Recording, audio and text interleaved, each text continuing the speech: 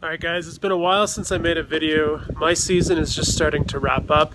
I only have one student left and he's coming on Monday, and then we're done for the mentorship for this year.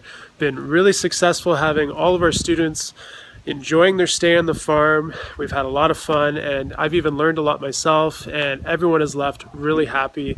So been one of the busiest summers that I've ever had, and now I'm left with my thoughts. I'm starting to reflect on this year, starting to think about winter projects and where we're headed for next year and what we need to do to make our business more efficient and more productive, and that's coming up next.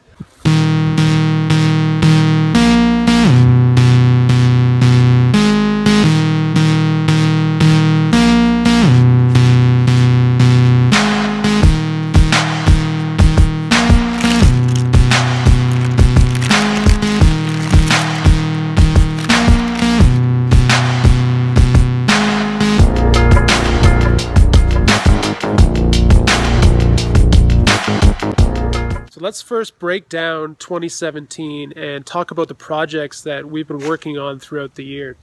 This structure here wasn't here.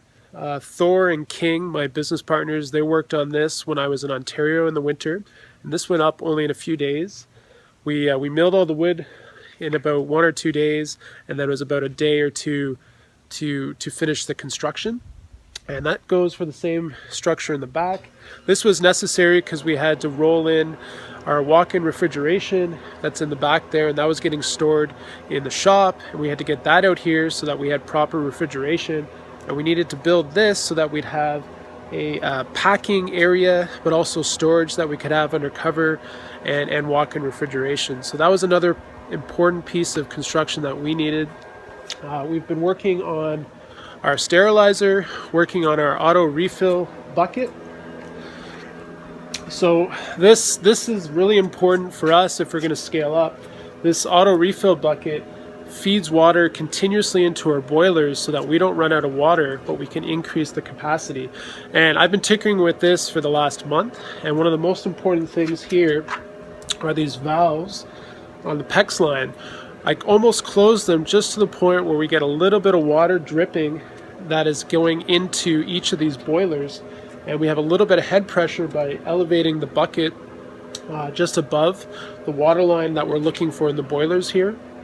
And I can go in more detail in that, but I'm not going to. If you guys want to see that, I'll leave a link up here for the video on that design. But what's really important is that we're not collapsing the system. We're just adding a little bit of water into our boilers so that they can continuously steam. We don't run out of water, and now we can increase our capacity, which is really important because our sterilizer is actually one of the biggest bottlenecks in our business right now.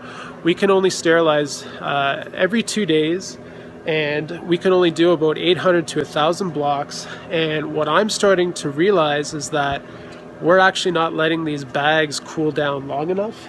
And I've been talking to a lot of growers in my network, and really you're supposed to wait until these bags have completely cooled down, so to about 70 Fahrenheit, and we're actually unloading these anywhere between 135 to 150 Fahrenheit because we only allow a 24-hour cool down. And I don't really have a choice to allow these bags to cool down longer because we need to keep production going, and we already do not meet the capacity of our farm because we can't sterilize blocks fast enough. So this is one of the biggest things that we need to work on, and this is something that I'm focusing on right now.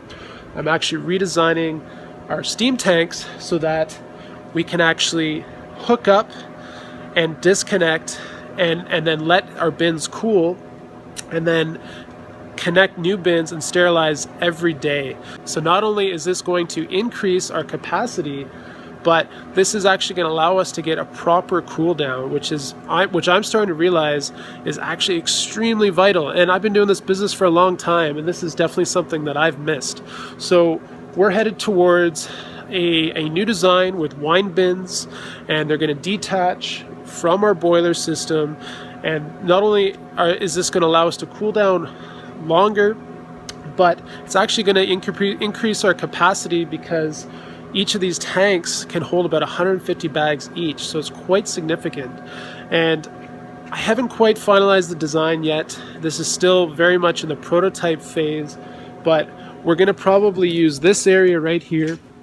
So this is going to be where we forklift or pallet jack our bins.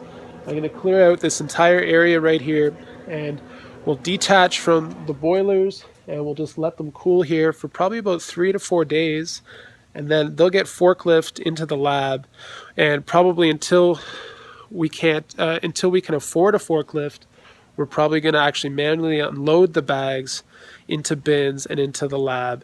But the main focus is that we're moving into a more efficient system, and a forklift is going to be a very necessary part of equipment for our business. So this is something that I've been working on throughout the year, and now I have a clear direction of where we're headed. Now with that comes problems. We don't have enough lab space for this increased production. So we're actually going to be expanding our lab in 2 stages. I still need to finalize that with my business partners, but we're talking about connecting an L shape to this building and running 60 feet to 100 feet all the way down there, and it'll just be incubation space. So we're going to be using the existing lab in this building here, and I'll bring you guys in here right now and just show you that.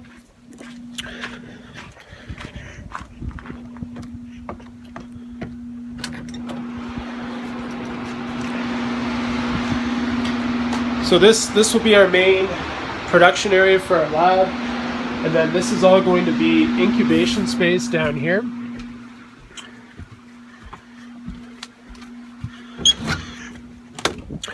And this door will just take off, and we'll just have an L-shaped corridor that goes all the way down here. We'll probably have the exhaust for this lab just underneath, and more than likely we're going to need to increase our positive air to continuously vent out CO2 all the way down the building here. So we'll probably have a HEPA filtration unit that's just pushing air with a secondary exhaust vent down there. And we're going to do that in 2 to 3 stages depending. And the idea would be is that we can grow into this as we need. We don't have to put up a lot of capital, but we're going to be able to expand our capacity and then make more production so that our greenhouses can be more productive and we can generate more revenue to continuously grow. So the real important thing here is that we're trying to be self-sustainable. We're trying to have the business increase production and expand as more money comes in. And we're at a really good point in our business. We've just finished year 4. We're heading into year 5, and we can afford to do that, and we can definitely work with what we got and slowly increase our capacity. And March and April is probably when we're going to be finishing up all of these new additions, and that's a really exciting time because we have students coming in March this year. So it'll be more of our farm startup / construction education program, and I've already filled two of the 3 weeks for that, and I think I already have the 3rd week filled, but Definitely April and May is completely full for our workshop already. So really excited that I have students already on board that are going to be coming and working on our farm, and that's just a little bit of a hint in what we're going to be doing and where we're headed. So you guys are going to be part of that if you've already signed up. But this is definitely one of the huge bottlenecks for us, and getting contamination figured out is the only way we're going to actually be able to continue to grow. And that is something that is not a big problem right now, but I don't want to have our small problem become a big problem. So that is why we need to start thinking about what is the main problem to our business and why is it happening. And I'll give you guys a little bit of history on my business. Every summer we have contamination, and every year we get better at figuring out what that problem is. And now at this point we've come down to, like I said, we're unloading these blocks way too fast. You really just need to let these blocks cool down. They're going to self-seal, and I've even heard from other growers, once you've done that, these bags can sit and they're not going to contaminate. And we're actually moving them too hot, And then the air in the summer is so dirty. It's covered in pollen, mold spores, and anything that gets into these bags, because they're completely sterilized, is going to grow. So we grow a lot of black cobweb mold, black mold during this time of year, and even like into October, because the air is so dirty. But when we head into spring from winter, there really isn't many particulates in the air, and that's why I haven't had contamination problems up into summer. And for us to figure out exactly what's going on, it's been a problem, because our environment is always changing, and trying to kind of figure out those little factors that affect our business is very difficult, because my business, everything is outdoors, and I don't really have too many growers that have a setup similar to mine, because indoor grows always have consistent environmental conditions, and they're able to dial in their process and usually replicate it every month, whereas I'm always working outside and my conditions change. We had a huge forest fire that was near our farm this year. Our filters were getting clogged, stuff that I never even considered. Changing the pre-filters every week during those conditions is definitely a must. It was almost even to the point where we needed to do it daily. So, coming up with systems to prevent contamination, that is the goal. And this is a very real threat to any mushroom business, and we're still figuring this stuff out. But for us to grow, we need to focus on these two things, and this is what I've learned this year, and this is where we're headed for next year. Now, this is what's important, but long-term strategy, we'd like to even redesign our grow rooms, and I've talked about this in the interview with Curtis Stone, and I've talked about this in some of my vlogs, that these greenhouse tarps, they just start deteriorating over time. We had a really severe windstorm a couple days ago and did some damage on our greenhouses. We were able to repair everything, but even like these screens were getting knocked out. We had to sail tape and silicone some holes, and you can see all the sail tape down the side patching our holes.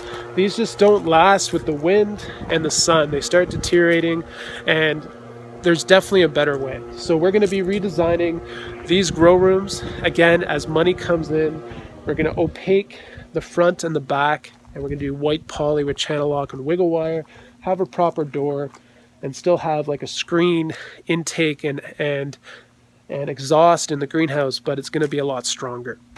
But again, all we're trying to do right now is have our farm work and cut down on contamination, and then work on things as it comes up.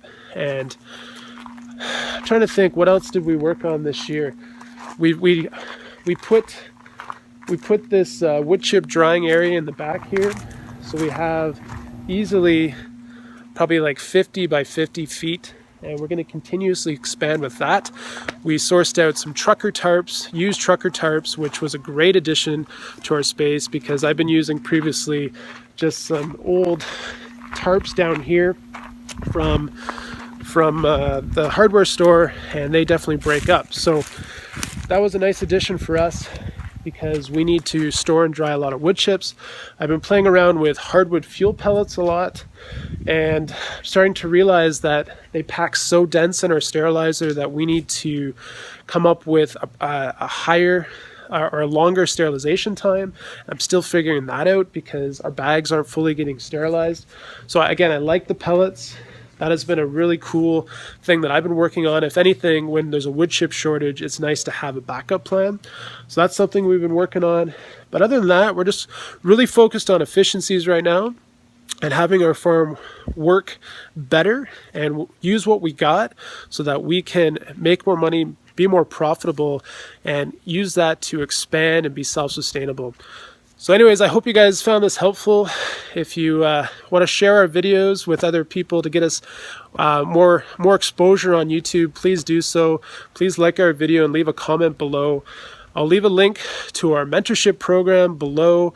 That has been extremely successful, and we have an early bird discount right now on our website, so please check that out.